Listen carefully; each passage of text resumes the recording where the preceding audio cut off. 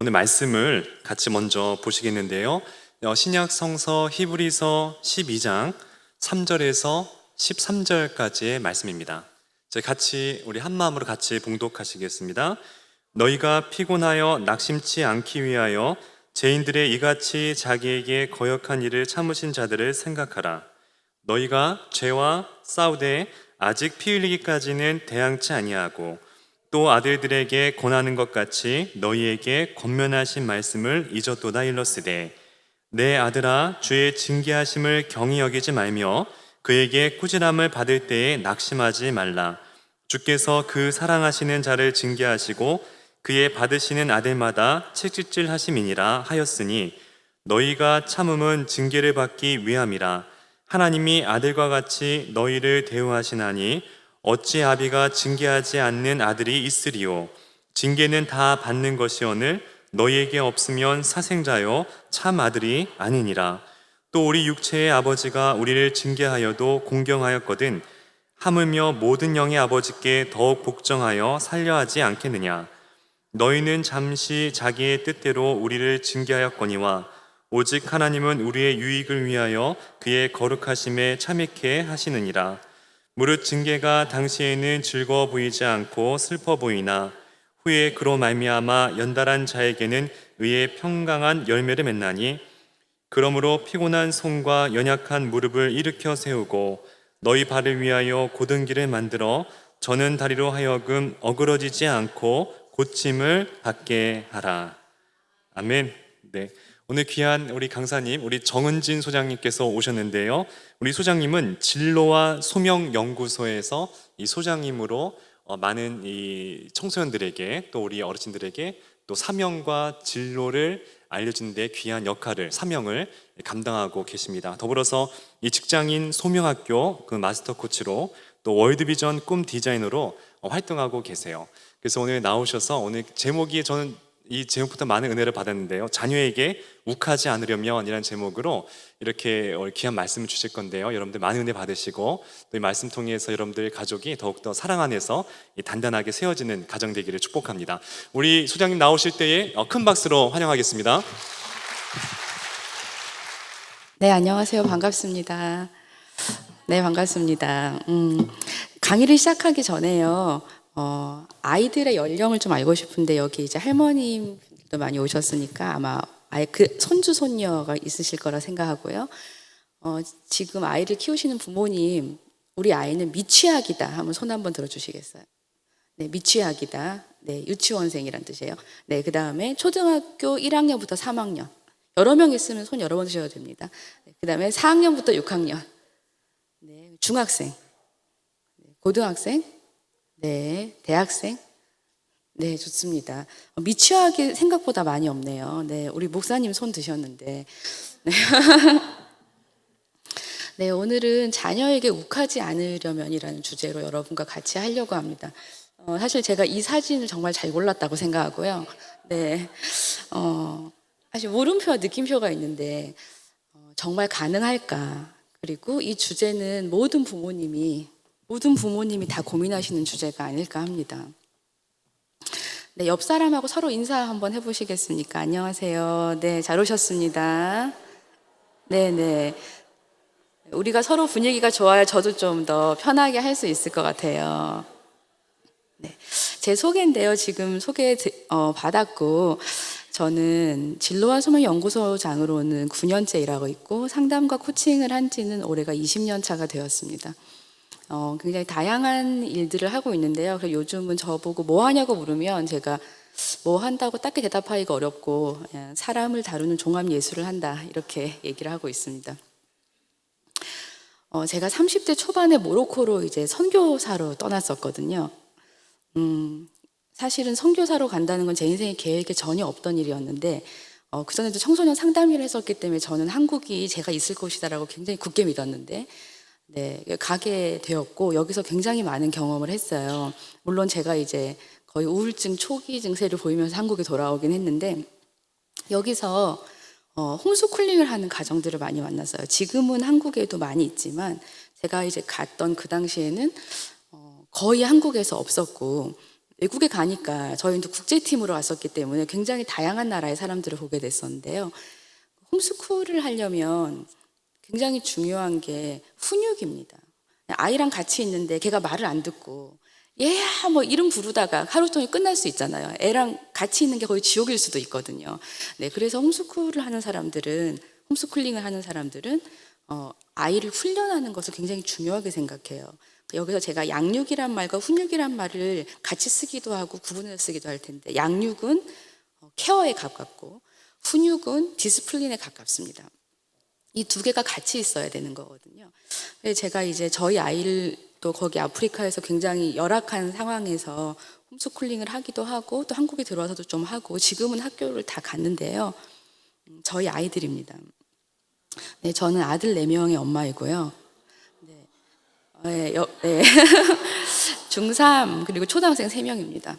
그래서 아들 4명의 엄마라고 소개하면 다들 되게 불쌍하다. 네, 이렇게 보시고 목소리는 제대로 나오냐, 걔들이 얼마나 많이 먹겠냐 이런 걱정들을 하시고요.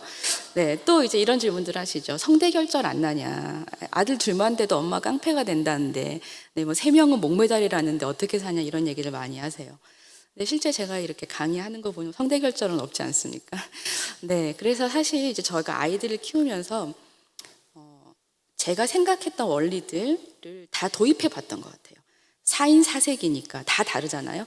이 아이들에게 다 통하면 이거는 원리가 맞겠다 이렇게 생각했는데 아직까지 통하는 거 보니까 어느 정도 원리가 맞는 것 같습니다. 그래서 제가 진로와 성인 연구소는 사실은 진로와 경력 개발 소명을 다루는 일을 많이 하는데 작년부터 아이 어떻게 키우면 좋겠냐 이런 얘기들을 자꾸 하셔가지고 제가 이 강의를 시작하게 됐는데 너무 물밀듯이 요청이 와서 지금은 제가 원래 하던 일과 이 새로운 일 가운데 비중을 고민하고 있을 만큼 굉장히 요구가 큰 주제인 것 같아요. 사실 부모 교육은 이렇게 단타성 강의는 안 되고 세미나를 해야 되는데요. 4, 5주차 이렇게 계속 그죠. 네, 제가 지금 대구에서 왔는데요. 작년에 대구로 이사를 갔거든요. 대구에서는 이제 그 일들을 계속 작년부터 하고 있고요. 네, 서울에 올라오면 이제 강의를 합니다. 자녀가 사랑스러울 때와 자녀에게 욱할 때 이 두 가지 질문을 드리면 자녀가 사랑스러울 때는 언제세요? 네, 이쁜 짓 할 때. 네, 그리고 잘 때. 네, 압도적으로 잘 때는 다 예쁩니다. 네, 자녀에게 욱할 때는 그럼 언제세요? 내 말 안 들을 때. 네, 택도 없는 짓 할 때. 네, 공부 안 할 때. 이럴 때 자녀에게 욱할 때인 것 같습니다. 일단 아이는 다 웃고 있잖아요. 저 사진에 보면. 근데 아이는 타고나면서부터 쉬운 아이가 있는 것 같아요. 그리고 타고나면서부터 어려운 아이가 있습니다. 그리고 노멀한 애가 있어요. 그래서 제가 딸 하나 키우면서 이지한 딸을 키우는 엄마는 어디 가서 자녀 양육 얘기를 하지 마라. 그렇게 말씀드리죠. 네, 그냥 감사원금 100만 원 내고 감사하셔라. 네, 왜냐하면 이지한 딸은 진짜 키우기가 쉬워요. 근데 반대로 디피컬트한 어려운 아들 하나를 키우는 엄마는 굉장히 힘들어요. 왜냐하면 비교 대상이 없고 그리고 내가 뭘 잘못했나 계속 그런 생각이 들거든요. 저는 첫째 아이가 이지한 아이예요. 제가 아이가 중3인데 매를 때린 적이 딱 한 번밖에 없어요. 그냥 하지마 이렇게 하면 딱 안 하고 네, 그리고 엄마를 기쁘게 해주려고 하고 기본적으로 사교적인 아이예요. 저는 첫 아이를 키울 때는 진짜 그렇게 생각했어요. 뭐 애 키우는 게 뭐가 그렇게 힘들어? 네. 근데 둘째, 셋째가 막강 디피컬트가 온 거예요. 네. 제가 도저히 이해가 안 되고, 형한테는 통했던 방법이 이 아이한테는 안 통하는 거예요. 이거 실제로 이해가 안 됐다는 표현이 정확합니다. 네. 많이 싸웠어요. 그러면서, 저의 이제 인격의 끝을 보게 됐죠. 내가 착한 사람이 아니고 선한 사람이 아니다. 이렇게 밖에 나올 땐 좋아 보이지만 진짜 집에 가면 악마로 돌변하는구나. 네, 이렇게 하면서 둘째, 셋째를 키우면서 사실은 제 강의가 거의 완성됐다고 해도 과언이 아니고요. 네, 넷째가 노멀한 아이예요. 근데 형들이 너무 힘드니까 얘는 상대적으로 이지하게 느껴지고 또 막내니까 예쁜 것도 있습니다. 네, 그래서 일단은 아이를 생각할 때 이것이 아이가 타고난 것의 문제인지 내 문제인지 아니면 이 상호작용의 문제인지 구분할 필요가 있는데, 일단 디피컬트한 애가 있다는 것만으로도 위로를 많이 받으시더라고요. 네, 열 손가락이 있습니다. 열 손가락 중에 깨물어서 안 아픈 손가락은 없는데요. 맞죠? 네. 근데 깨물어서 더 예쁜 손가락은 있어요. 열 손가락 중에. 실제로 편에는 존재를 합니다. 여러 명을 키우면 진짜 그냥 아무것도 주는 거 없어도 예쁜 애가 있고, 굉장히 노력하고 주님 앞에 나를 막 꿇어 엎드려 가지고 얘를 사랑해야 되는 아이가 있어요. 제가 이 얘기를 초반에 왜 드리냐면, 이 문제로 고민을 많이 하시는데 실제 이 문제를 입 밖으로 얘기하기 굉장히 힘들기 때문입니다. 이 얘기를 하면 나쁜 엄마 같고 자격이 없는 엄마 같아요. 근데 실제로 굉장히 많은 분들이 이걸로 고민을 하죠. 그러면 우리가 할 일은 부모로서 이 아이를 더 사랑하도록 기도하는 것과, 그리고 이 아이를 더 이해하도록 애쓰는 것. 이해하지 못하고 참으면 폭발하게 돼 있거든요. 이해를 하면 폭발하지 않아요. 좀 내려갑니다. 그리고 편애가 있다 하더라도 아이들 앞에서는 티내지 않는 예술적인 그 태도, 네, 그것이 우리에게 필요하죠. 네, 따로 불러서 맛있는 것도 사주고 이렇게 엉덩이도 두드려주고 이렇게 하면서 각 개인에게 이제 다가가야 되는 거죠, 아이들한테. 네, 그래서 저는 육아 혹은 자녀 양육은 우리를 성장시키는 경험으로의 초대인 것 같아요. 내가 타고난 대로 아이를 잘 키울 수 있으면 얼마나 좋겠어요. 근데 그런 부모는 거의 없다고 생각하고요. 아이를 키우면 필연적으로 갈등이 따라오는데, 이 갈등을 잘 풀어가려면 내가 그릇이 커지는 수밖에 답이 없거든요. 안 그러면 애를 잡게 되거든요.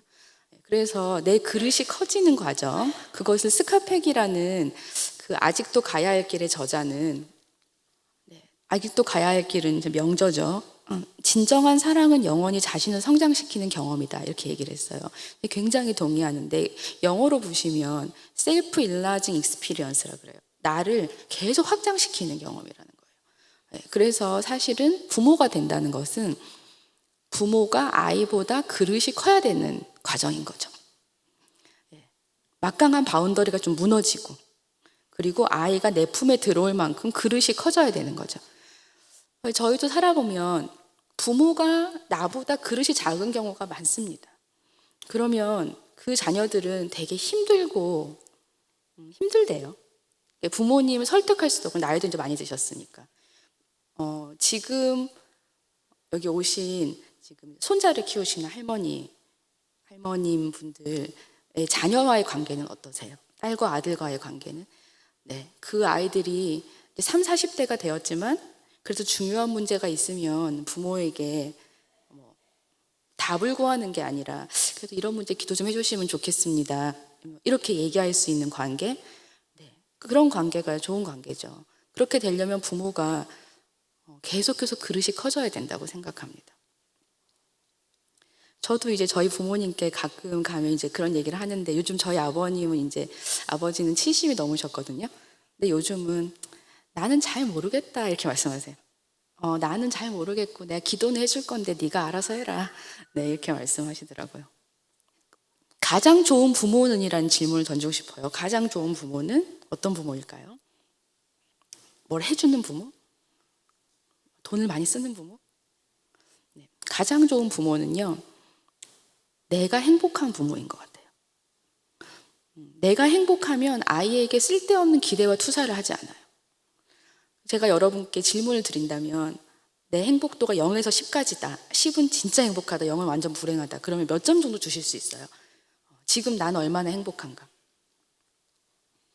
네, 한 6점 이상이면 좋겠습니다. 7, 8점이면 더 좋겠어요. 네. 제가 여러분 언제 행복하세요? 이렇게 부모 교육할 때 여쭤보면, 아이가 잘 될 때 행복하다.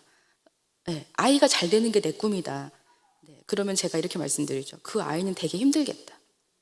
네, 왜냐하면 아이는 아이의 길을 가고 부모는 부모의 길을 가야 되는데, 아이와 부모가 너무 결탁돼 있고 의존적으로 돼 있어서 아이들이 사실은 내 꿈이 너야, 나는 네가 잘 되는 걸 보고 싶어, 그렇게 얘기하면요, 부모에게 직접 얘기하지 않지만 어떻게 생각합니까? 너무 답답하다. 그리고 나는 빨리 부모 곁을 떠나야 되겠다. 그래서 제가 만난 아이들은 자기가 독립하면 바로 원룸 얻어서 나갈 거라는 애들이 많았어요. 네. 그 말을 부모에게는 하지 않습니다. 왜냐하면 부모가 감당을 못할 걸 알거든요. 예, 부모가 그 말을 들었을 때 상처받을 걸 알기 때문에 절대 얘기하지 않아요. 물론 뭐 싸울 때는 얘기할 수 있겠지만 그건 정말 비수꽂겠다고 작정한 때의 얘기고 그런 얘기를 하지 않죠. 그냥 서서히 곁을 떠납니다. 왜냐하면 너무 압박이 있고 답답하거든요. 그래서 아이들은 어떤 부모를 원하겠습니까? 우리 엄마가 나 없어도 행복했으면 좋겠어. 우리 아빠가 나 없어도 행복했으면 좋겠어. 나랑 있으면 더 행복하지만 나 없다고 불행한 게 아니고 그냥 엄마 아빠의 길을 갔으면 좋겠어. 이렇게 생각합니다. 그래서 저는 우리에게 완벽한 부모가 되어줘야 되겠다. 정말 좋은 엄마가 되어줘야 되겠다. 이 압박을 좀 내려놓을 필요가 있다 생각해요.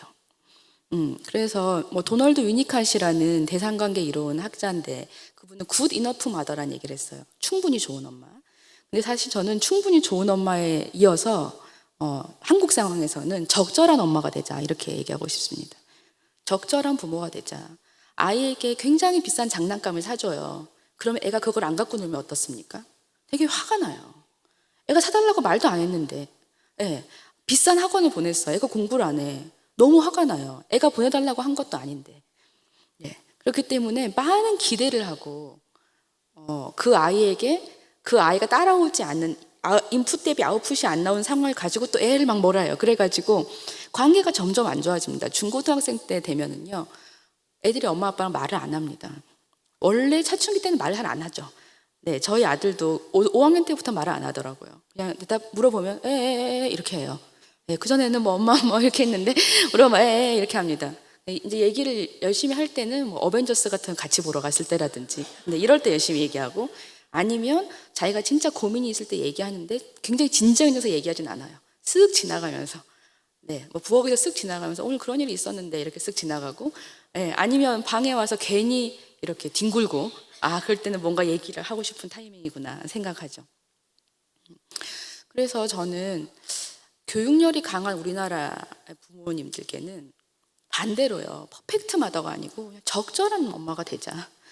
이 얘기가 너무 필요하다고 생각합니다. 아이에게 적절히 기대하고요. 네, 그리고 그 에너지를 내 인생에 좀 써야 됩니다. 그래야지 이제 우리 80, 100세 살 건데 걔네는 20살 되면 다 크거든요. 네. 그러니까 성경적 자녀 양육이라는 얘기를 좀 하면 사실은 저는 앞에 성경적이라는 말이 붙는 게 굉장히 어려운 것 같아요. 네, 예를 들어서 사무엘의 엄마처럼 키워라 뭐 이렇게 얘기할 건가? 예, 뭐 다윗의 엄마처럼 키워 이렇게 얘기하기엔 저는 너무 어려운 것 같고요. 사실 제가 이제 정의하는 것은 하나님과 우리의 관계를 가정 안에서 닮아가는 거죠. 그러니까 하나님이 우리에게 어떤 분이십니까? 토기장이시고 공급자, 심판자, 사랑과 오래 참음이 풍성한 분이다. 그러면 우리 아이들이 우리를 볼 때 하나님을 떠올릴 수 있으면 제일 좋겠다. 네, 우리 엄마 아빠는 나에게 필요한 것을 공급해줘. 네, 근데 하나님 우리가 기도한다고 다 주지 않잖아요. 네, 그것처럼 무조건 막 베풀어 주는 게 좋은 것도 아니거든요. 아이가 결핍을 알아야 되거든요. 네, 그리고 잘못하면 심판하죠. 근데 아까 읽었던 성경 말씀은 징계라는 말이 나오는데 사실 징계는 너무 강해요. 우리 징계하면 막 책찍질하고 막 이렇게 되게 무서운 상황을 생각하는데 사실은 징계라기보다는 가르침이라는 표현이 더 정확한 것 같습니다. 그리고 사랑과 오래 참음이 풍성하다. 내가 어떤 죄를 지어도 하나님 앞에 가면 하나님이 괜찮다 하시잖아요. 내가 널 용서했다. 그럼 우리 아이들이 우리를 볼 때 내가 뭐 잘못한 일이 있어도 우리 부모에게 가면 내가 말하기 참 어렵지만 사랑과 오래 참음이 풍성한 분이구나. 우리 엄마 아빠를 보면 하나님 믿을만 할 것 같다. 교회 다니고 싶을 것 같다. 이렇게 돼야 되는 것 같아요. 근데 이 과정이 없고 그냥 율법으로 예를 들어 가정 예배 드려. 큐티에 다 좋아요. 가정 그거 안 하자는 말이 아니에요. 가정 예배, 큐티, 암송 다 좋은데 거기에 저 사랑이 빠져 있으면요. 아이들은 가정 예배 와서 혼나고 기도 눈 안 감는다고 혼나고 예, 큐티 안 했다고 혼나고 이러다가 율법이 은혜를 넘어가지 못한 상황을 발생해요. 그래서 제가 어느 교회 암송학교에 강의를 한 적이 있었는데 거기 담당 목사님이 솔직히 이렇게 말씀하시는 거예요. 잘 따라온 애들 있지만 암송 안 하겠다는 애들이 있어요. 그래서 나는 고린도전서 13장 싫어 막 이런다는 거예요. 집에서. 네, 암송 싫어 막 이런대요. 그러면 엄마가 남편을 막 뭐라 하는 거야. 당신이 같이 안 하니까 애가 이렇게 하잖아 이러면서 남편이랑 싸우고 애랑 싸우고 막 난리라는 거예요. 그 제가 볼 때 암송을 잘 따라오는 애들은 이지한 애들이죠. 이지 노멀한 애들일 가능성이 많고. 네. 그러니까 그거 훈련으로서 좋지만 암송하다가 집안이 다 싸움 나고 막 서로 탓을 하고 애가 이렇게 잘하는 게 당신 때문이다 막 이렇게. 그렇게 하기보다는 부모가 관계 좋은 게 더 좋다고 생각하고요. 그래서 율법은 몽학 선생과 같아서 아이들이 클 때까지는 훈련이 필요하지만 같이 계속 말씀드리지만 사실은 아이들은 은혜로 자라죠. 우리가 잘한다고 애가 잘 자랍니까? 그런 보장이 있어요? 사실 그걸 기대하죠. 그렇지만 그걸 100% 보장할 수는 없다고 생각해요. 그러니까 예를 들어서 좀 우리 마음에 안 드는 아이를 생각할 때 저 부모가 뭐가 문제가 있을 거야. 그런 경우가 많긴 합니다만 100% 그런 것도 아닙니다. 그래서 사실은 우리 아이를 이끄시는 분은 하나님이시지 우리가 아니거든요. 그래서 저는 가정의 분위기가 굉장히 중요하다고 생각해요. 아이들이 우리 집에 들어오고 싶나? 집에 들어가면 잠이 잘 오나? 잠이 잘 오는 거 엄청 중요해요. 왜냐하면 편하기 때문에 잠이 오는 거거든요. 뭐 게임을 밤새서 잔다 이런 수준은 아니고. 아이들이 우리 엄마 아빠 생각하면 좋다. 우리 집 생각하면 들어가서 좀 쉬고 싶고 편안하게 있고 싶다. 이런 분위기라면 저는 50% 이상 성공하고 계신 거라고 생각합니다. 그래서 율법만 있고 은혜가 없는 집, 굉장히 비인격적이고 아이를 존중하지 않는 집의 아이들이 대학에 가면서 하나님을 떠나는 경우가 많아요. 그 전까지는 부모의 어떤 권위하에 있기 때문에 어쩔 수 없이 하지만 대학생 되고 청년 됐는데 뭐 걔네를 끌고 올 것도 아니고 그죠? 그 아이들의 인생의 방황이 거기서부터 또 많이 시작이 됩니다. 그러면 자녀에게 욱하는 이유들을 제가 정리를 해봤어요. 첫 번째로 훈육입니다. 훈련이 잘 안 된 거예요. 이거는 사실은 미취학에서 초등 저학년까지는 어느 정도 돼줘야 됩니다. 그 다음에 두 번째 기질. 애랑 나랑 기질이 너무 다른 거예요. 근데 내가 키운 대로 너를 키우겠다. 내가 키워진 대로 너를 키우겠다. 이렇게 하면 안 되거든요. 그래서 제가 세미나를 해보면 이 기질적인 부분에서 부모님들이 생각보다 굉장히 큰 깨달음을 얻으세요. 되게 다르구나. 그리고 아이마다 양육하는 방법이 다를 수밖에 없겠구나. 오늘 요건 안 할 거예요. 둘 시간이 없어요. 그리고 세 번째는 목표예요. 자녀 양육에 혹은 자녀 교육의 목표가 무엇인가에 따라서 애가 아무리 학원이 힘들다고 해도 절대 안 끊어줄 수 있죠. 그런 부모에게 얘기하는 게 아무 소용이 없거든요. 이 세 가지로 크게 정리할 수 있는 것 같아요. 첫 번째 훈육편을 한번 보겠습니다. 여기는 미취학 부모님들 많이 없으시지만 할머니들 많이 계시니까 아이들이 어릴 거라 생각하고요. 일단 훈육은요, 생각하면 저런 장면을 떠올립니다. 엄마가 이제 화내고 있는데 애가 우리말로 쌩 까고 있다. 근데 사실은 훈육은 이런 장면만은 아니에요. 이건 굉장히 대치하고 있는 장면이죠. 그러니까 우리는 아이랑 싸우면 안 돼요. 싸우는 게 아니고 가르쳐야 된다고 말씀드렸죠. 그러려면 부모는요, 아이에게 좋지만 만만하지 않아야 하고 침착해야 됩니다. 좋지만 만만하지 않아야 하고 위기 상황에서 침착한 어른. 이런 어른이 진짜 없거든요. 그래서 이거는 아이들의 연령을 불문하고 진짜 바라는 어른의 상이에요. 그래서 아이들이 많이 찔러보죠. 어느 정도 하면 화내나. 어느 정도 하면 열받게 할 수 있나. 이걸 막 해요. 그런데 생각보다 안 넘어오네. 내가 이렇게 했는데 조종을 안 당하는 거예요. 어른이. 그러면서도 자기가 진짜 어려울 때 침착하게 대처해줘. 그런데 나랑 관계가 좋아. 최고죠. 저도 이제 어려운 아이들, 학교에서 어려움을 당한 아이들이나 뭐 저소득층 아이들에게 캠프 같이 막 5박 6일, 4박 5일 이렇게 들어가고 하거든요. 그러면 아이들이, 제가 총 디렉터로 들어가잖아요. 그러면 아이들이 저를 딱 볼 때 확인하고 싶은 게 이 지점이에요. 이 사람이 나한테 좋은 어른인데 내가 막 해도 되는 어른인지, 넘어오나 안 넘어오나, 그리고 사고가 났을 때 어떻게 대처하는지, 그래서 한 이틀 정도 지나면 확 신뢰를 해줘요. 그때 이제 얘기가 들어가요. 그때는 어떤 얘기를 해도 아이들이 들어요. 근데 관계가 되지 않은 상태에서 얘기하면 하나도 안 듣습니다. 특히 중고등학생들은 그냥 하나도 안 들어요. 네가 나를 뭘 알아서. 난 네 얘기 듣고 싶지 않아. 꼰대 소리 하지 마. 이렇게 딱 귀를 막아버리죠. 근데 훈육을 할 때 우리가 생각해야 될 것은 첫 번째로 자녀는 미성숙하다는 거예요.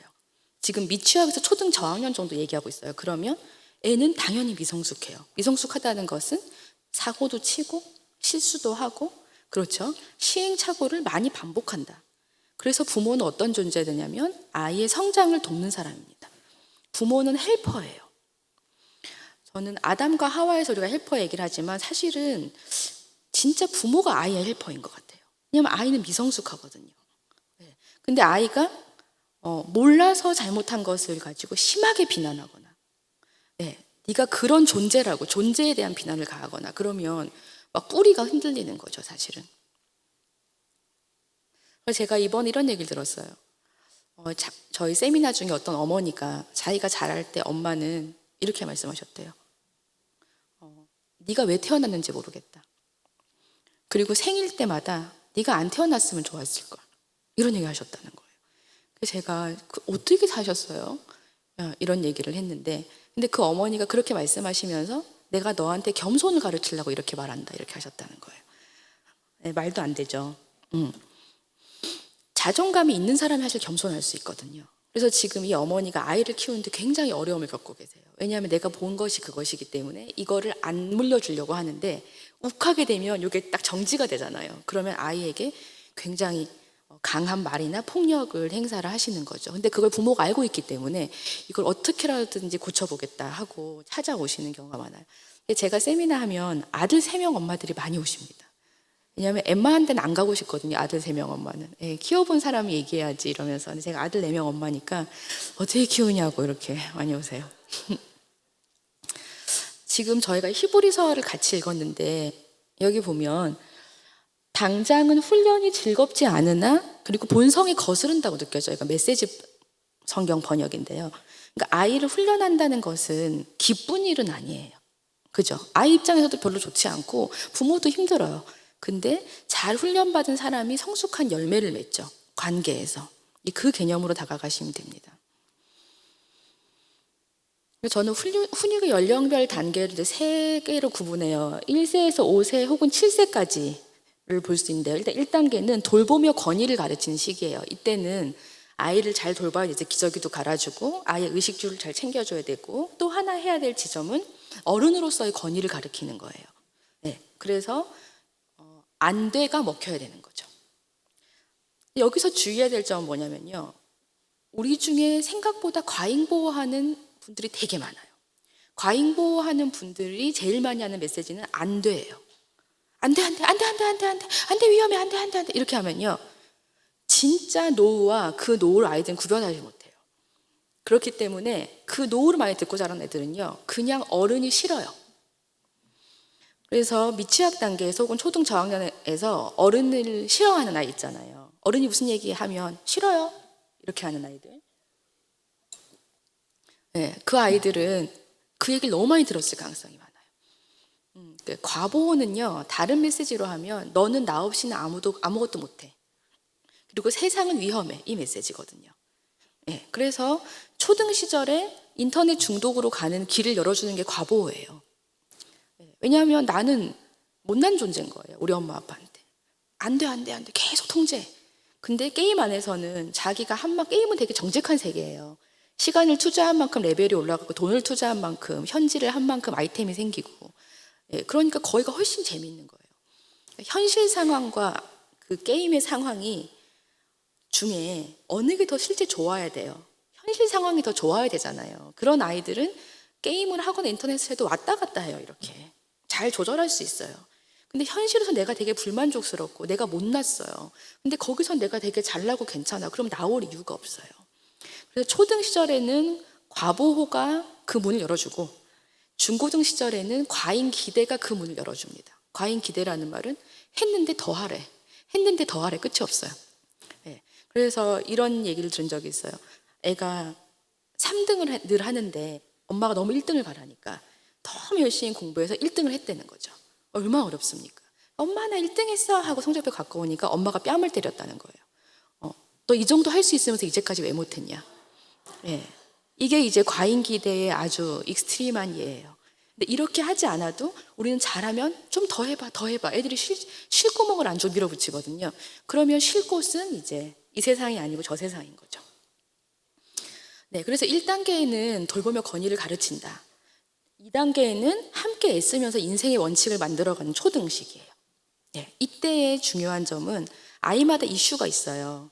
예를 들어 고집이 굉장히 센 아이가 있고, 또 어떤 아이는 너무 사람 좋아해가지고 호구짓 하는 애가 있고 뭐 등등 다 있잖아요. 그러면 그 아이의 이슈를 성장하도록 우리가 도와줘야 되는 거죠.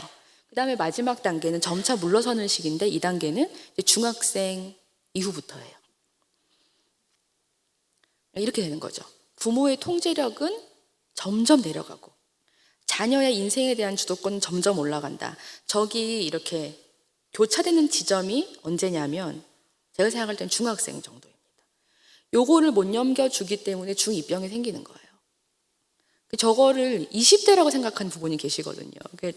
말도 안 된다고. 예, 그 20대 저렇게 되면 걔가 잘 생활 못 합니다, 밖에 나가서. 네, 그러면 중학교 때 넘겨주려면 초등 때까지 엄청 잘 키워야 되는 거예요. 그죠? 걔를 믿어야 넘겨줄 거 아니겠습니까? 걔를 못 믿는데 어떻게 넘겨줘요? 그러니까 부모가 불안하면 절대 통제를 놓을 수가 없거든요. 근데 기본적으로 불안이 높은 분들이 계세요. 불안이 높은 분들이 과보호도 많이 하고요. 네, 지금 중고등학생 있으신 부모님들은요, 애가 격렬하게 반항한다, 나랑 사이 안 좋다, 그러면 내 인생의 주도권을 내가 가지겠다, 이거를 받아들이시면 됩니다. 그리고 걔 인생 결국 걔가 살아야 되거든요. 근데 이걸 못 놔주는 거지. 네. 자, 그래서 바움린드라는 학자가 부모의 4가지 양육 방식을 설명을 했어요. 애정과 통제의 축으로, 애정과 통제가 같이 있는 부모를 권위 있는 부모, 이것을 민주적인 부모라고 번역하기도 하거든요. 그 밑에 통제는 있는데 애정은 떨어져, 권위주의적인 부모. 그 다음에 애정은 있는데 통제가 떨어진다, 허용적인 부모. 둘 다 별로 없다, 방임적인 부모예요. 그러면 우리 때 부모님들은, 우리 부모님을 생각해 보세요. 대부분 어디 있습니까? 권위주의적인 부모가 제일 많습니다. 그 다음에 방임적인 부모도 되게 많아요. 그러니까 권위주의적인 부모 밑에 자란 아이들은 권위에 대해서 되게 싫어요. 왜냐하면 말 들어, 진짜 까라면 까, 이걸 이렇게 자랐기 때문에 아빠 말은 법이야, 뭐 이렇게 해요. 네, 그래서 권위주의적인 부모 밑에 자란 아이가 부모가 되면 허용적인 부모가 되고 싶어 합니다. 사실은 권위 있는 부모가 돼야 되는데 허용적인 부모가 되고 싶어요. 그러니까 막 풀어주는 거예요. 아이 기살려주는 부모라고 할 수 있는데, 근데 실제 허용적인 부모 밑에 자라는 아이들은 행복할까요? 네, 불안합니다. 왜냐하면 집에서는 왕인데 밖에 나가면 그게 안 통하거든요. 그래서 사실은 우리는 권위 있는 부모가 돼야 돼요. 애정과 통제가 거의 반반 정도의 퍼센테이지를 가지는. 그런데 애가 클수록 애정이 더 많아져요. 통제는 더 떨어져야 되고요. 그리고 방임적인 부모 밑에 자란 부분들은 뭐 아니면 도예요. 내가 열심히 해서 잘 사는 분들, 또 막 사는 분들이 있는데, 내가 열심히 해서 잘 사는 부모님들이 세미나에 오시면 나는 그래도 이렇게까지 여기까지 왔는데 애를 어떻게 키워야 할지 도저히 모르겠다, 롤모델을 본 적이 없어요, 감이 안 온다, 이런 얘기들 많이 하시죠. 그래서 저는, 그러니까 권위주의적인 부모 밑에 자란 아이가 권위라는 말에 대해서 알러지 반응이 있어요.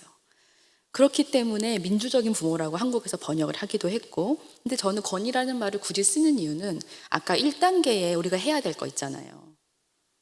좋은 권위를 경험해야 되거든요, 아이들이. 부모가 가장 좋은 권위자여야 되거든요. 근데 그 권위자는 하나님 같은 권위자인 거죠. 내 이익을 위해서 너한테 뭘 지시게 하는 게 아니고 너의 유익을 위해서 내가 뭔가를 하는 거죠. 그것이 훈육이든지 뭐 공급이든지 어떤 것이든지. 그리고 고통을 같이 감내하는 거예요. 아이를 키우면 되게 고통스러운 상황이 많습니다. 그때 부모가 함께 그 고통을 감당하지만 아까 말했듯이 불안해하지 않고 침착하고, 괜찮아, 다 잘 될 거야, 네 인생 하나님 손에 있으니까 끄떡없어, 이런 메시지를 주는 부모가 필요하죠. 그러면 아이들이 되게 마음이 안정됩니다. 야, 인생 길어, 그렇게 얘기해 줘야 되죠. 우리 인생의 전성기가 몇 살 때예요? 우리 여러분 인생의 전성기가 언제예요? 지나갔어요. 아직 안 왔다고 보는데요. 예, 제가 이 얘기를 여쭤보면요. 한 5, 60대다 이런 얘기를 많이 하시거든요. 그러면 인생의 꽃은 그때 피는 거거든요. 근데 우리는 되게 아이가 수능 칠 때 이때 꽃을 피우기를 원해요. 사실 인생 엄청 긴데.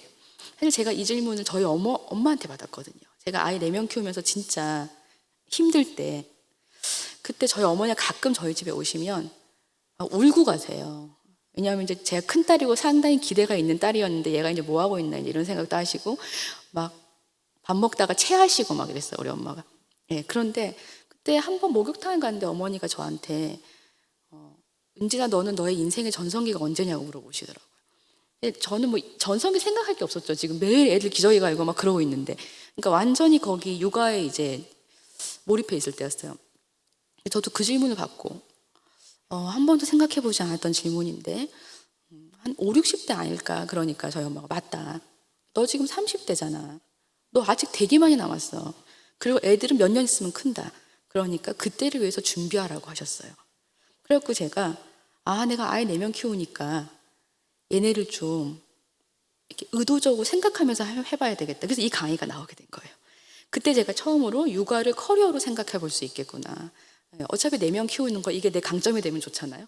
제가 교육학 전공했으니까 그래 삐아제도 3명 키우고 자기 이론 내고 다 그랬는데 저도 애 4명 키우면 제 이론 나올 수 있지 않을까 이렇게 생각했는데, 그것을 해준 어머니의 질문이 굉장히 컸죠. 그 핵심이 뭐냐면 인생 되게 길어. 너 지금 되게 힘들지만 별거 아니야. 그 다음을 봐. 사실은 우리 10대 아이들도 똑같거든요. 당장 시험 못 치면 죽을 것 같고 여자친구랑 헤어지면 죽을 것 같거든요. 근데 부모가 어떻게 말해줘야 됩니까? 너 시험 왜 이렇게 못 봤어? 아까 뺨 때린 그 부모처럼. 그게 아니고 야 인생 길어. 인생 마라톤이야. 인생 마라톤이죠. 100m 아니거든요.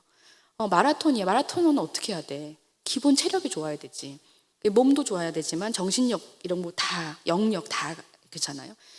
네, 그렇게 얘기해 줘야 되는 것 같아요. 우리 그게 부모 역할인 것 같아요. 제가 이 얘기는 진로 강의하면 이 얘기를 좀 더 많이 하는데 오늘은 그 주제가 아니니까요. 그럼 훈육의 1차적인 목표는요, 건강한 자존감과 자기 통제력을 가진 아이로 키우는 것입니다. 여러분의 아이가 이걸 갖고 있는지 생각해 보시면 돼요. 자존감은 2개로 나눌 수 있어요. 하나는 자기 효능감. 나는 하면 할 수 있어. 이렇게 생각하는 아이인가. 2번째, 자기 존중감. 나는 행복할 만한 자격이 있어. 나는 존중받아야 될 대상이야. 이렇게 생각하는가. 이 2개를 점점 잘하고 있으면 잘하고 있는 거예요. 자기 존중감이 있는 아이들은 상대방이 나한테 함부로 할 때 그걸 그냥 두지 않아요. 노라고 말할 수 있어요. 나한테 그렇게 하지 마. 자기 존중감 떨어지는 애들은 호구가 되죠. 누가 나를 안 사랑해 주나, 누가 나한테 관심 안 가져주나. 그리고 자기 효능감이 있는 아이들은 내가 안 해서 그렇지 하면 된다 이렇게 생각하죠. 근데 자기 효능감을 가장 떨어뜨리는 것이 부모의 비난이죠. 비난은요 약한 게 아닙니다. 비난은 독화살이에요. 비난을 계속 쏘면은요 걔가 건강하게 자랄 수가 없어요. 근데 부모는 이렇게 생각하고 내가 너한테 뭘 했다고, 내가 널 때리기를 했어, 어쩌기로 했어. 근데 때리는 것보다 비난이 더 강할 수 있거든요. 그 다음에 자기 통제력은 자기 조절력이거든요. 그러니까 우리 애를 내가 믿을 수 있는 걸 생각해 보면 됩니다. 내가 집을 비우고 얘를 혼자 두고 갔는데 믿을 수 있나? 얘가 친구 집에 갔다. 믿을 수 있나? 이거 생각하면 되죠. 그러니까 이거를 초등학교 시절까지는 해야 된다는 거예요. 그래야지 믿고 걔 인생을 맡겨주잖아요. 이거 2개 다 안 된 애한테 어떻게 걔 인생을 맡겨줄 수 있겠어요? 그러니까 계속 불안한 거거든요. 네, 지금도 늦지 않았거든요. 네, 이거 점점 해야 돼. 왜냐면 이게 평생의 과제거든요, 사실은. 미취학에서의 기본적인 훈련은 2개예요. 경청훈련과 자제력 훈련인데 제가 도저히 오늘 시간이 없고 이걸 다 다룰 수 없고 미취학 아동도 몇 분 없으셔서 일단 1번만 얘기할게요. 경청훈련. 이거는 거의 한 번도 못 들어보셨다는 분들이 많으시거든요. 경청훈련은 미취학 때 하는 훈련인데 어떤 거냐면 누구야 부르면 네 하고 대답하게 하는 훈련입니다. 그러니까 제가 그래도 아들 4명 키우면서 성대결절 안 나는 이유는 이 훈련 때문이에요. 제가 세준아 부르면 네 하고 저를 좀 쳐다보게 했어요. 어렸을 때는요. 지금은 안 쳐다봐도 돼요. 이미 훈련돼 있기 때문에. 그러면 아이들은 네라고 대답하잖아요. 그럼 부모가 말이 좋게 나가요. 네라고 대답하는 아이한테 화낼 부모는 없어요. 보통 집에서 화가 나는 경우는 언제냐면요. 불렀는데 대답을 안 해. 또 불러 대답을 안 해. 그럼 니나 무시하냐. 엄마 말이 말같이 안 들리냐. 그렇게 시작이 되는 거거든요. 목소리가 올라가게 돼요. 그때 말이 좋게 나가지 않아요. 그래서 아이가 어릴 때 이 경청훈련을 일주일만 하면 됩니다. 아이는 이거를 배우지 않았기 때문에 안 하는 거예요. 그리고 가르친다 했을 때도 진지하게 가르치지 않고 대답 좀 해라. 이런 식으로. 네, 너 나 무시하냐. 이런 식으로 하셨기 때문에 애가 이걸 그러니까 탑재가 안 돼 있는 거죠. 말 그대로 머리에 탑재가 안 돼 있는 거예요. 근데 이거를 뭐 중학생 시절에 시키긴 어렵습니다. 이미 몸에 완전히 배어 있기 때문에요. 미취학 초등 저학년까지는 가능하다고 보고요. 두 번째 자제력 훈련은 타임아웃인데요. 이거 하는 자세한 방법은 다음에 할게요. 네. 일단 경청 훈련이라도 열심히 하시면은 싸움이 많이 줄어듭니다. 네. 경청 훈련이 안 되면 아이가 야생마처럼 됩니다. 그래서 결국 애와 부모의 손해예요. 예를 들어 어느 집이랑 놀러 가고 싶은데 그 집 생각만 하면 머리가 아프다. 그 애 생각만 하면 걔 너무 골치 아프다. 이렇게 하면 사실 그 집을 그 가정을 안 데리고 가죠. 어디 갈 때. 그러니까 아이와 가정의 손해죠. 아까 허용적인 부모님들 있잖아요. 막 놔두는 경우가 많아요. 그리고 아이의 요구는 다 들어줘요. 나는 훈련하지 않으면서 아이의 요구는 다 들어줘요. 근데 실제 세상은 그렇지 않거든요. 흔한 오해가 뭐냐면 애가 뭘 알겠어 하고 싶은 대로 둬입니다. 여기 할머님들 많이 오셨는데 부모가 이런 훈련을 하려고 할 때 할머님들, 할아버님들이 못하게 하는 경우가 많아요. 왜냐하면 손자, 손녀가 너무 예쁘거든요. 그러니까 안 돼, 놔둬라 이렇게 하면서 애가 뭘 알겠냐고. 근데 애가 뭘 알긴 다 압니다. 네. 두 돌 정도 되면 다 알아요. 그러니까 안다는 것은 노라는 말 알아듣는다는 거예요. 안 돼라는 말 알아들으면 그때부터 훈련이 시작되는 거예요. 미취학에서 훈련이 끝나면 초등에서는요 굉장히 훨씬 더 수월합니다. 근데 이때 아무것도 안 하고 싶은 대로 두면 초등학교 때 감당이 안 돼요. 그럼 그때 매를 들어요. 이렇게 되면은 애랑 진짜 싸우는 단계로 가는 거거든요. 그래서 부모가 아이를 막 때릴 때는 말려야 되겠지만 아이를 절차에 맞게 훈련시킬 때는 왜냐면 아까 성경 말씀에도 본성적으로 괴로운 거거든요. 네, 그렇게 할 때 부모님들이 눈 딱 감으시고 그래 애 잘 키워봐라 이렇게. 저도 저희 첫째를 키울 때 저희 어머니가 엄청 뭐라 하셨어요 저한테. 애를 잡는다 그러고 제가 뭘 잡았냐 이렇게 말씀드리면 애가 근데 지금은 이제 잘했다 이렇게 말씀하시죠. 훈육은요 잘못을 지적하는 것이 아니라 아이의 성장을 돕는 과정이라고 보셔야 되고요. 훈육의 과정은 이렇습니다. 일단 지도가 있고 훈련이 있고 교정이 있어요. 예를 들어서 옷을 제자리에 놓자. 이게 지도예요. 그러면 바로 그 다음날 애가 아무 때나 났으면 너 내 말을 뭘로 들었냐? 이렇게 하지 말라 그랬지? 이렇게 하는 것은 지도에서 교정으로 바로 뛰는 거죠. 네, 어떤 생활 훈련이든지 아이가 훈련할 기간이 필요하거든요. 네, 그러면 옷을 제자리에 놓는 거면 일주일 정도 필요하지 않겠어요? 못했으면 저기 놓으라고 했지. 이게 화내지 말고. 네, 충분히 다 훈련됐는데 일부러 안 한다. 그러면 이제 교정이 필요한 거예요. 제가 세미나를 해보면 이 훈련 과정이 굉장히 많이 생략돼 있어요. 지도하고 바로 교정하고 화내는 경우가 많습니다. 훈육의 6가지 방법이 있죠. 6가지 방법 알려드린 이유는 굉장히 다양한 방법이 있고 그때에 맞춰서 써야 된다는 거예요. 그냥 혼나면 되지. 다 돼요. 혼나면 되지. 다 되는데 그렇게 해서 사이가 안 좋아진다니까요. 그래서 첫 번째로 의사소통. 이거는 핵심적으로 비난하지 않기입니다. 비난하지 않고 가르칠 수 있어요. 그다음에 두 번째는 논리적인 결과를 주는 거예요. 아이가 한 행동에 대해서. 예를 들어 자전거를 여기 아파트 앞에 놓지 않으면 그리고 훈련해야 되잖아요. 아무 데나 놓을 수는 없잖아요. 그 자전거를 놓아야 될 자리에 놓지 않으면 자전거를 부셔버릴 거야. 이렇게 하면 됩니까? 안 됩니까? 안 되죠. 자전거를 부셔버릴 거 아니면 그런 말 하시면 안 됩니다. 예를 들어서 차 타고 가다가 내려놓고 갈 거다. 다시 돌아갈 거다. 실제로 그렇게 하실 게 아니면 하면 안 돼요. 그런 말은. 그런 말은 그냥 부모의 권위를 떨어뜨리는 말입니다. 그냥 말이다 말 협박하는 거지 이렇게 다 생각합니다. 그러니까 아이들이 점점 그 수준을 올려요. 부모의 화가 올라가는 수준을. 그러니까 아이들이 생각할 때 부모가 말하는 것은 지켜지는구나. 그러니까 세심히 계획해야 되거든요. 예를 들어서 여기 앞에 안 세워놓으면 3일간 자전거를 못 타게 할 거야. 그런데 7살 정도 이후는 그 다음을 이걸 물어봐야 됩니다. 너는 어떻게 생각해? 그럼 아이들 3일은 너무 길어요 할 수도 있고 그렇게 하자 할 수도 있거든요. 그러면 그게 우리 안에 규칙이랬죠. 그러면 규칙을 어기면 바로 시행하면 됩니다. 오늘 하루만 봐줘 이런 거 없어요. 그리고 이게 제일 좋은 방법은요. 아이와 나의 기싸움을 줄여줍니다. 우리 규칙을 정했잖아. 내가 너가 미워서 그런 것도 아니고 그냥 우리가 정한 거니까 하는 거야. 근데 그 규칙이 너무 엄하다 그러면 또 바꿀 수는 있겠죠. 근데 아이가 부모를 이거 갖고 조종을 하게 하면 안 됩니다. 이거 제일 많이 쓰시면 좋아요. 논리적인 결과. 그 다음에 세 번째 자연적인 결과인데요. 이거는 겨울에 파카 안 입고 나가겠다는 애 있잖아요. 겨울에 슬리퍼만 신고 나가겠다는 애 있어요. 그 맨날 싸워요, 부모랑 문 앞에서. 그렇게 한 이유는 두 가지죠. 하나는 얘가 그래서 감기 들어오면 내가 너무 괴로우니까. 그다음에 두 번째는 너무 창피한 거예요. 저 부모는 애를 뭐 저렇게 입고 저렇게 했냐 이렇게. 예. 근데 내 보내보잖아요. 그 다음에는 절대 신랑이 안 합니다.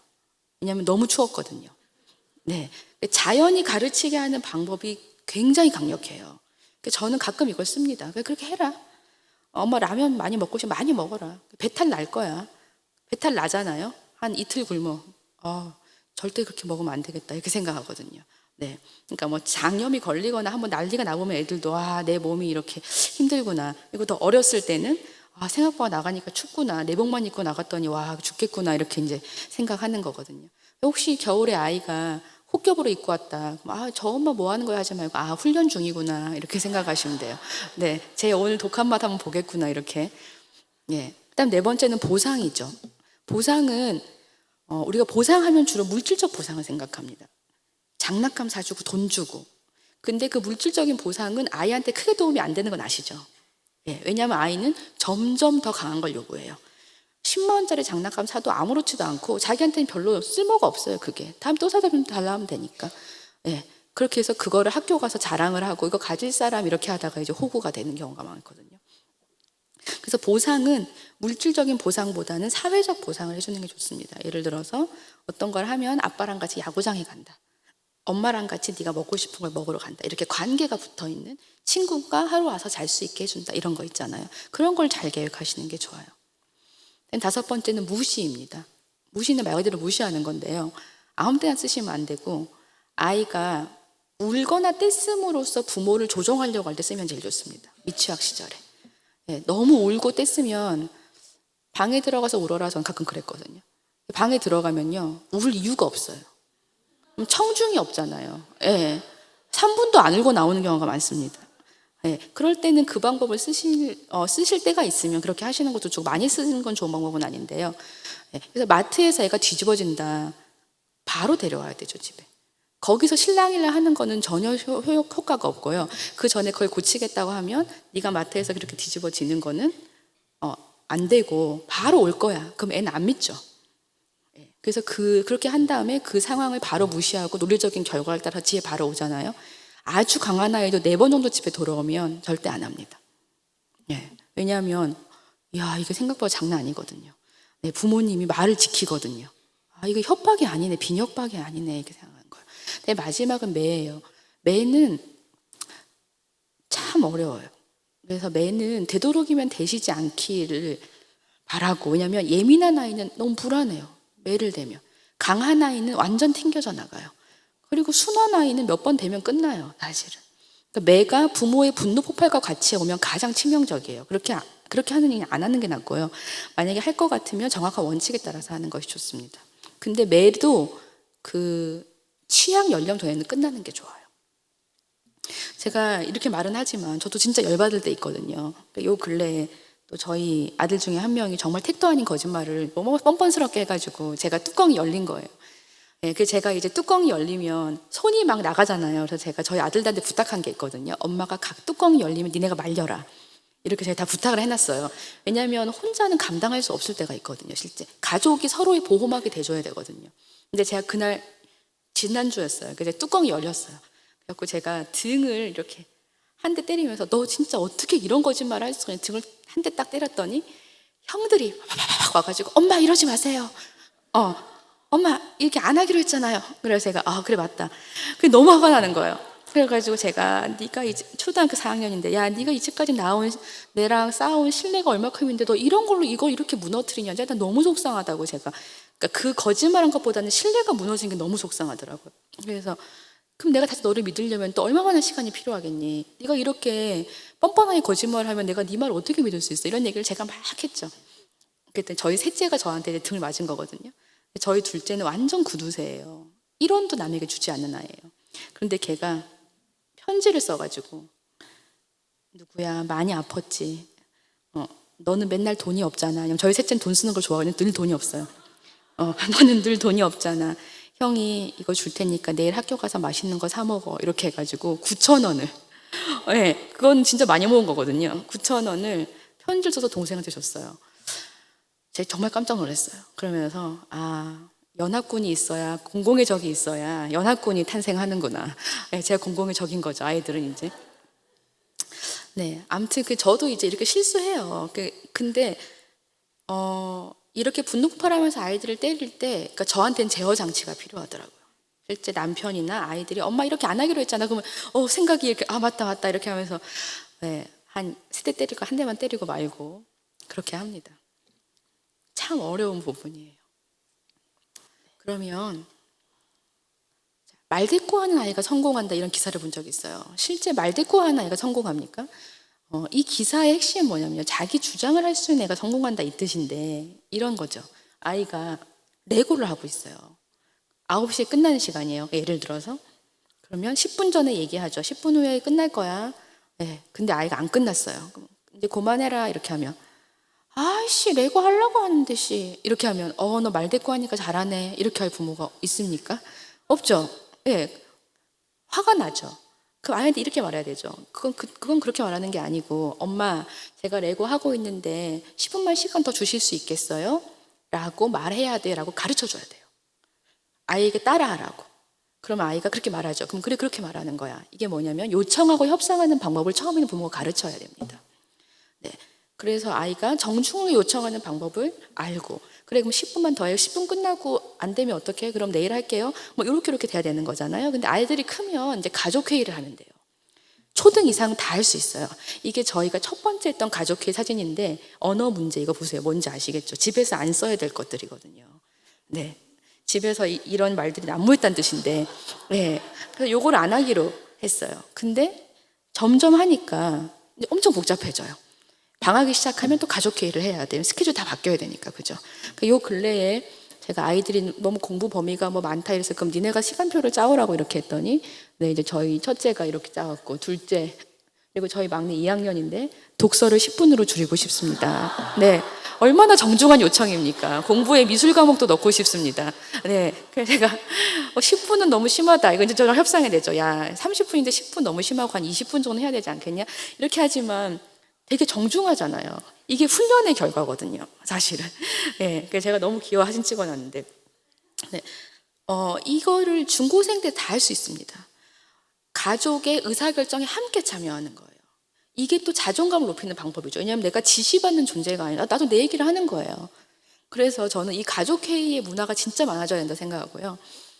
이걸 할 때 되게 재밌었던 일이 있었는데, 저희 둘째가 고양이를 키우고 싶다는 안건을 한번 갖고 온 적이 있습니다. 길어질 때는 1시간도 하거든요. 그럼 막내는 자고 있어요. 너무 피곤해가지고. 네, 근데 고양이를 키우자 안건을 갖고 왔는데 이거를 관철시키기 위해서 자기 이제 공폰 핸드폰 있잖아요. 그걸로 동생들에게 다 녹음해 온 거예요. 나도 찬성합니다. 나도 찬성합니다. 이걸 다 녹음해서 딱 틀었어요. 진짜 고민이 되더라고요. 근데 다행히 정말 하나님 은혜로 걔가 고양이 알러지가 있다는 게 그날 드러나가지고 고양이 있는 집 놀러 갔다가 알러지 생겨가지고 없던 걸로 됐어요. 근데 제가 되게 집중해서 봤던 부분은 녹음해서 틀어줬다는 거예요. 자기 의견이 어떻게 관철될지를 알고 있는 거예요. 그게 4학년 때, 걔가 4학년 때 일이에요. 네, 그래서 인생 잘 살겠다. 결국은 인생이요. 계속 문제 해결하고 협상하고 요청하고 이거에 굉장히 연속이거든요. 근데 공부만 잘 키운 애들 이걸 못해요. 그냥 뭐 아니면 도예요. 그냥 부러져요. 직장 그만둬요. 예. 사실은 얼마나 많은 거미줄 같은 관계들이 있는데 여기 너무 미숙하거든요. 그래서 집에서 이거를 하는 게 사실은 그 4차 산업혁명을 대비하는 미래 인재를 만드는 굉장히 중요한 공부라고 생각해요. 이걸 어디서 잘 안 가르쳐 줍니다. 네. 정리를 해보면 훈육을요. 첫 번째로 이제 이 책이 되게 좋은 책이고요. 아이는 애정으로 자라지 규칙으로 자라지 않습니다. 특히 중학생 같은 경우에. 그다음에 두 번째, 아이의 욕구를 적절하고 민감하게 받아줘야 돼요. 세 번째, 아이가 지킬 수 있는 약속을 해야지 부모님이 지키기를 원하는 약속을 적용하면 안 됩니다. 네 번째, 커갈수록 자율성을 더 줘야지 통제가 더 커져서는 안 돼요. 지금 중고생 부모님들은 완전 이거 지키셔야 돼요. 요거 반대로 하면 늘 싸우는 거예요. 이제 사이 안 좋아지는 거예요. 기질은 넘어가고 마지막 목표 부분을 할 건데 요거는 한 5분 안에 끝낼게요. 자, 우리는 자녀가 어떤 사람으로 자라기를 원합니까? 우리 가족의 자녀 양육의 목표는 무엇입니까? 이거예요. 우리 부부의. 그러면 하나님 닮은 아이로 키우는 거 이렇게 말씀 많이 하시거든요. 그러면 저는 홍익인간 같은 목표일 수 있다고 말씀드리거든요. 그냥 이제 거대한 목표인데 내가 아이 학원 보내는 거랑 전혀 관계없는 그런 목표. 그건 진짜 목표가 아니에요. 진짜 목표는 어떤 거냐면 내 결정에 영향을 주는 게 진짜 목표예요. 근데 그걸 되게 명확하게 볼 필요가 있다 생각하고요. 예를 들어서 내가 아이가 하나님 닮은 아이로 자라고 싶으면 실제 아이와 나의 대화의 그 주제가 나와야 됩니다. 그죠? 근데 아이랑은 맨날 공부 얘기하고 득달하면서 하나님 닮은 아이를 키우고 싶다. 그거는 사실은 홍익인간 같은 거라는 거예요. 그래서 아이에 대한 기대와 양육 기술의 조합을 볼 때 제일 불행한 조합은 뭐냐면요. 높은 기대와 낮은 양육 기술입니다. 네. 제가 앞에 지금 구구절절 설명한 것들이 양육 기술에 대한 얘기고 또 사춘기 시절엔 또 다르죠. 소통 같은 걸 굉장히 잘해야 되는데 어쨌든 기대는 높은데 양육 기술은 그냥 혼나, 말 들어. 안 그러면 막 뭘 빼서 뭐 이런 식으로 하면은 가장 불행한 조합이고요. 그러면 가장 행복한 조합은 적절한 기대와 높은 양육 기술입니다. 그리고 아이가 할 만큼의 기대를 해야 돼요. 그리고 아이가 크면 걔가 목표를 정해야 됩니다. 그러니까 아이가 자기에게 중요한 타인의 목표를 자기 목표로 삼으면 안 돼요. 특히 중학교 이상으로. 우리 엄마가 이걸 원하니까 그게 내 목표가 되고 우리 아빠가 이 대학을 가기로 하니까 그게 내 목표가 되면 그건 자기 목표가 아니에요. 그거는 이중으로 살게 되는 결과를 가지죠. 그래서 뭐 가장 최악의 경우는 이런 거 있잖아요. 뭐 전교 1등하고 예를 들어 어떤 대학 붙고 이제 됐지 하고 자살한 아이 있었잖아요. 그러니까 그렇게 다 해줬으니까 이제 그만해라는 메시지를 하는 거거든요. 그래서 우리는 아이에게 어떤 기대를 하고 있나? 사실은 이제 중고등학생 되면은 이 얘기를 바로 해봐도 돼요. 너는 엄마 아빠의 기대가 너한테 어떤 거 같니? 그래서 이 책을 추천드리는데요. 당신이 옳다. 작년에 나온 책이죠. 여기 정혜신 박사님이 아이랑 이 얘기를 하라 하잖아요. 요즘 마음이 어때? 공부했어, 안 했어, 학원 갔어, 안 갔어? 이게 우리 대화의 대부분이 아니고 요즘 마음이 어때? 요즘 마음이 어떠냐는 건 난 니를 알고 싶다 이 뜻이거든요. 이 질문을 해보세요. 저도 해보면요. 왜 물어봐? 뭐 이렇게 해요. 그냥 궁금해서 이러면 뭐 오늘 학교에서 그랬고 뭐 어쩌고저쩌고 이런 얘기들을 아이들 하거든요. 마음에 대해서 물어봐 주지 않기 때문에 얘기하지 않는 거거든요. 그다음에 또 이 책이랑 나중에 한 개 더 말씀드릴 텐데 이 중2병의 비밀은 진짜 좋은 책이에요. 여러분 중학생 부모님들은 독서 모임을 좀 같이 하시면 좋을 것 같아요. 헛똑똑이 부모의 3가지 핵심 증상이 있습니다. 첫 번째로는요, 정서적으로 차가운 부모예요. 나한테 크게 관심이 없어, 엄마가. 내가 뭘 하는지에 관심이 있고, 나의 성취에 관심이 있지, 나한테는 별로 관심이 없어요. 그러니까 접촉되어 있지만 연결되지 않아요.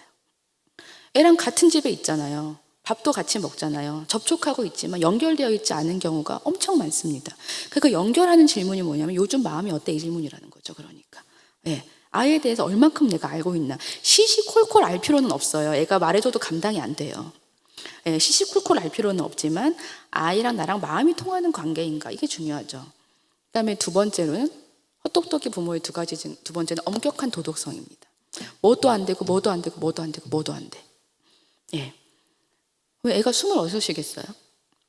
그러니까 이제 뭐도 안 되고 뭐도 안 되고 뭐도 또 부모도 그렇게 살아 그러니까 더 답답하대요, 아이들은.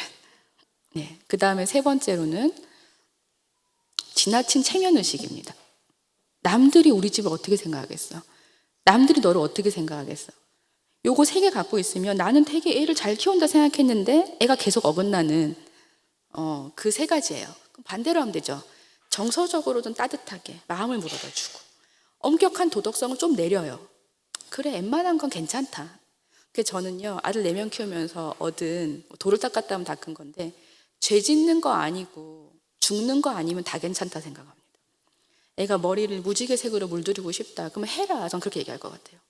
남들이 너를 어떻게 생각하는지 무슨 상관이야. 지가 하고 싶으면 하는 거지. 10대, 20대 때 이걸 많이 해봐야 뒤에서 안 합니다. 그래서 여러분 많이 들어보셨죠? 지랄 총량의 법칙이라고. 초반에 해야 되거든요. 초반에 하면 아이라고 이해되거든요. 뒤에서 하면요, 나중에 막 진짜 바람 피고 막 난리 납니다. 40대에 막 공황장애 오고, 제가 지금 한두 개 보는 게 아닌데 부모랑 사이 다 깨지고, 이걸 뒤에 가서 하면 그 인생이 너무 괴롭거든요. 리스크가 너무 크잖아요. 그러니까 웬만한 거는 해라. 게임 같은 것도 그래, 오늘 하루 종일 한번 해봐라. 게임 데이 이런 거 정해가지고 하루 종일 한번 하게 해보고. 근데 애들 말로는요 3시간 이상 하기 어렵대요. 눈이 아파서. 네, 근데 부모가 불안해서 거의 못 놔주는 경우가 많죠. 중고생 경우 같은 거 이미 PC방 가버리니까 뭐 어쩔 수 없고요. 그 다음에 세 번째로 지나친 체면의식. 남이 너를 어떻게 생각하겠어? 남이 우리를 어떻게 생각하겠어? 부모 얼굴에 먹칠하지 마, 이런 거 있잖아요. 근데 애들은 사실은 부모 얼굴에 먹칠하려고 태어난 애들이에요. 그래서 부모는 원래 쪽팔리는 존재예요. 저는 정체성을 그렇게 가져야 된다고 생각합니다. 그냥 부모는 쪽팔리려고 애 낳았다. 네. 그리고 그게 그냥 우리가 받아들여야 될 거고요.